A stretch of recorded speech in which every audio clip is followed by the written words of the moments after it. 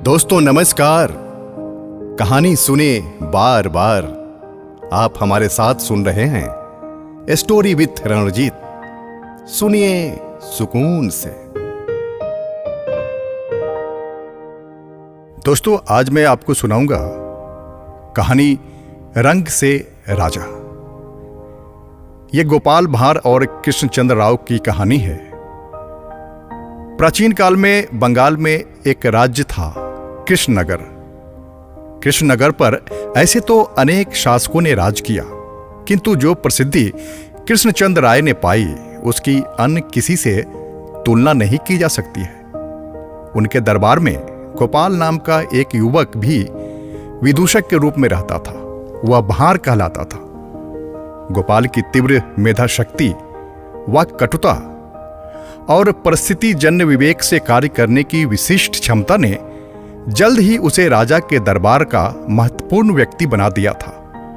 विचित्र सवालों को हल करने में गोपाल की चतुराई काम आती थी।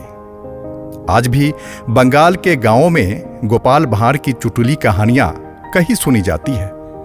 तो आइए सुनते हैं कहानी रंग से राजा। एक दिन महाराज कृष्णदेव राय अपने दरबार में बैठे थे। राजकाज का काम संपन्न हो चुका था। उस दिन महाराज बहुत खुश थे और दरबारी भी महाराज की खुश मिजाजी भांपकर अपने अपने आसन पर विराजमान थे। महाराज ने अचानक दरबारियों से सवाल किया, बताओ बादल क्या करता है? दरबारियों ने एक स्वर में कहा, अब पानी बरसाता है हुजूर। महाराज ने फिर पूछा, बादल कैसे बनता है? सभी दरबारियों ने कहा, हुजूर पानी जब गर्म होता है तब वह भाप में बदल जाता है और वही भाप आकाश में जाकर बादल बन जाती है। महाराज इसी तरह के कुछ कुछ पूछते रहे और सभी दरबारी उसका जवाब देते रहे। इस बदकही के दौरान महाराज ने अचानक पूछा, यह दुनिया किसने बनाई? दरबारियों ने जवाब दिया, अब भगवान ने। महाराज ने फिर पूछा, भगवान क्या करते हैं? इस प्रश्न के साथ ही दरबार में सन्नाटा छा गया। महाराज कृष्णदेव कुछ देर तक दरबारियों को देखते रहे, लेकिन जब कोई भी दरबारी कुछ नहीं बोला तब उन्होंने दरबारियों को प्रेरित करते हुए कहा, भाई आप सभी इतने विद्वान हैं, कोई तो कुछ बोलिए। इसके बाद भगवान के कार्य को लेकर दरबारियों में बहस सी होने लगी।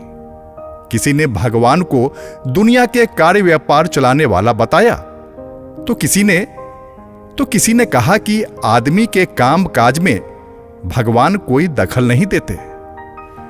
भगवान के कार्य के बारे में जैसे ही कोई दरबारी अपनी कोई युक्ति देता, वैसे ही दूसरा दरबारी अपने तर्क से उस युक्ति को गलत ठहरा देता। दरबार में देर तक बहस होती रही, कोई नतीजा नहीं निकला। इसी बीच दरबार में गोपाल भांड़ आया। दरबार में आकर वह अपने आसन पर बैठा और चुपचाप दरबारियों में चल रही बहस को सुनता रहा। महाराज जब किसी भी दरबारी की बात से सहमत नहीं हो पाए तब उन्होंने गोपाल भांड़ से कहा, गोपाल अब तुम ही बताओ कि भगवान क्या करते हैं? गोपाल ने मुस्कुराते हुए कहा, महाराज इस प्रश्न का उत्तर तो मैं जरूर दूंगा, मगर उत्तर पाने के लिए मुझे आप अपना राजसी लिबास धारण करने तथा राज सिंहासन पर बैठने की इजाजत दें। इसके साथ ही आप मेरे वस्त्र पहनकर मेरे आसन पर बैठें। इसके बिना इस प्रश्न का उत्तर देना कठिन है। महाराज कृष्णदेव गोपाल भांड़ की तीक्ष्ण बुद्धि के कायल थे। उन्होंने इतना तो समझ ही लिया कि गोपाल इन दरबारियों से अलग किस्म की कोई बात बताने जा रहा है, इसलिए उत्सुकतावश उन्होंने वैसा ही किया जैसा गोपाल ने कहा था। गोपाल राजसी लिबास पहनकर राज सिंहासन पर बैठ गया और महाराज कृष्णदेव गोपाल के साधारण लिबास में उसके आसन पर जाकर बैठ गए। राज सिंहासन पर बैठने के बाद गोपाल ने राजा कृष्णदेव और दरबारियों से कहा, अब तक आप में से किसी ने भगवान के बारे में सही उत्तर नहीं दिया। मैं आपको बतलाता हूं कि भगवान क्या करता है। इतना कहने के बाद गोपाल भांड़ कुछ देर के लिए चुप हो गया।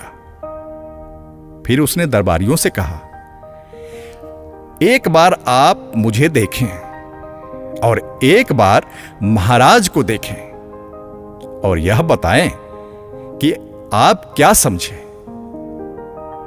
दरबारी कुछ समझ नहीं पा रहे थे कि राज सिंहासन पर बैठा गोपाल भांड़ उन्हें क्या समझाना चाहता है। उन्होंने एक बार गोपाल भांड़ को देखा और फिर महाराज कृष्णदेव को।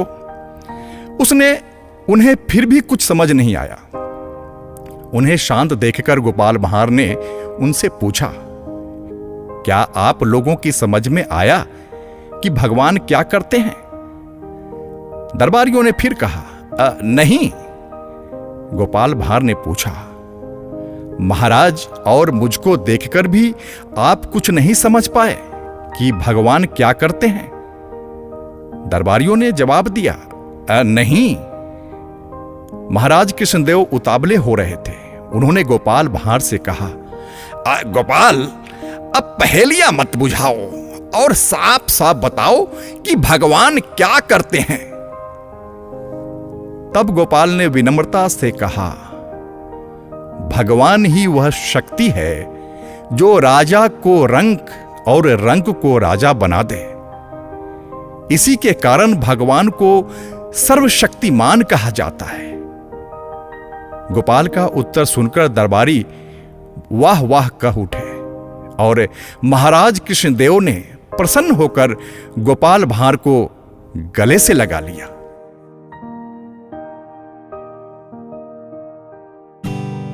दोस्तों, ये कहानी कैसी लगी ये आप जरूर कमेंट्स में लिखकर बताएंगे और आगे की कहानी सुनने के लिए आप इसे सब्सक्राइब जरूर करेंगे।